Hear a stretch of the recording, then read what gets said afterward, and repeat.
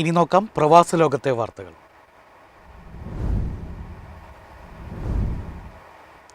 UAE-യിൽ സ്വർണ്ണവില കൂടിയതോടെ പ്രവാസികൾ ഡിജിറ്റൽ സ്വർണ്ണത്തിലേക്ക് തിരിയുന്നു.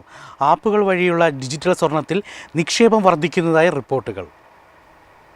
UAE-യിൽ സ്വർണ്ണവില റെക്കോർഡ് നിലവാരത്തിലെത്തിയതോടെ പ്രവാസികൾക്കിടയിൽ ഡിജിറ്റൽ സ്വർണ്ണത്തിലുള്ള നിക്ഷേപം വർദ്ധിക്കുന്നു. നിരവധി ആളുകൾ 0.1 ഗ്രാം തുടങ്ങി വളരെ ചെറിയ അളവിൽ സ്വർണം ഓൺലൈൻ ആപ്പുകൾ വഴി വാങ്ങുന്നു. ഈ മാറ്റങ്ങൾ UAE-യിലെ സ്വർണ്ണ വിപണിയെ ഉണർത്തിയതായി വ്യാപാരികൾ പറയുന്നു. നേരത്തെ വ്യാപാരികളും മറ്റുമായിരുന്നു സ്ഥിര നിക്ഷേപകരെങ്കിൽ ഇപ്പോൾ യുവാക്കളാണ് പുതിയ നിക്ഷേപകർ.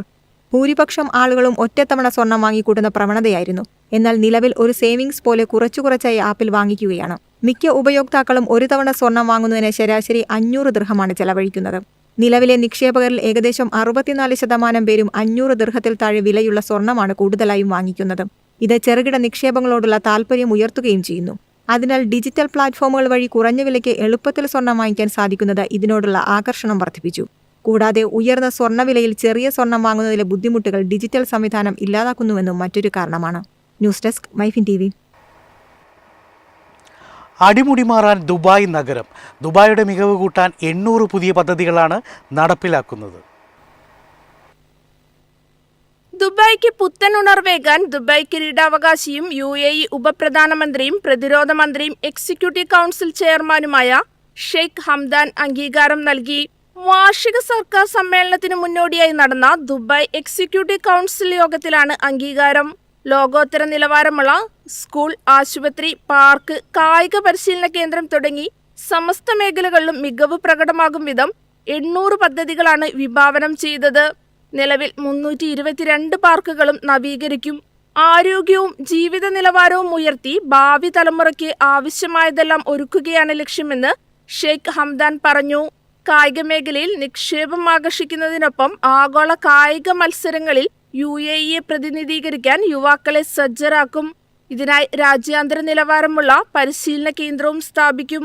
ലോകത്തിന്റെ വ്യോമയാന തലസ്ഥാനം എന്ന നിലയിൽ ദുബൈയുടെ സ്ഥാനം ശക്തിപ്പെടുത്താൻ ലക്ഷ്യമിടുന്ന ഏവിയേഷൻ ടാലന്റ് സംരംഭത്തിനും യോഗത്തിൽ അംഗീകാരം നൽകി.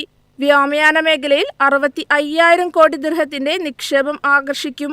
News desk MyFin TV. Dubai ആസ്ഥാനമായുള്ള എമിറേറ്റ്സ് ഗ്രൂപ്പിന് റെക്കോർഡ് ലാഭം. നിരവധി മലയാളികൾ ജോലി ചെയ്യുന്ന എമിറേറ്റ്സ് ഗ്രൂപ്പ് തുടർച്ചയായി 4ാം വർഷമാണ് നേട്ടം കൈവരിക്കുന്നത്.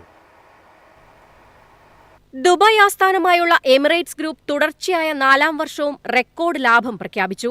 2025-26 സാമ്പത്തിക വർഷത്തിന്റെ ആദ്യ 6 മാസത്തിൽ നികുതിക്ക് മുൻപുള്ള ലാഭം 12.2 ബില്യൺ ദിർഹം രേഖപ്പെടുത്തി. നികുതി കഴിച്ചുള്ള ലാഭം കഴിഞ്ഞ വർഷത്തേക്കാൾ 13% വർദ്ധിച്ച് 10.6 ബില്യൺ ദിർഹമായി ഉയർന്നു.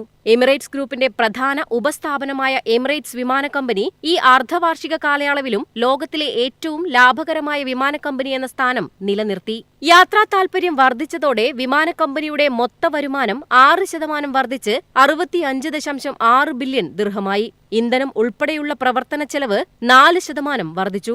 2025 സെപ്റ്റംബർ 30 വരെ ദുബായിൽ നിന്ന് 61 നഗരങ്ങളിലേക്ക് എമിറേറ്റ്സ് പ്രീമിയം എക്കോണമി ലഭ്യമാക്കി. ഏപ്രിൽ 1-നും സെപ്റ്റംബർ 30-നും ഇടയിൽ എമിറേറ്റ്സ് 27.8 ദശലക്ഷം യാത്രക്കാരെ വഹിച്ചു. ഇത് കഴിഞ്ഞ വർഷത്തെ അപേക്ഷിച്ച് 4% കൂടുതലാണ്. News desk MyFin TV.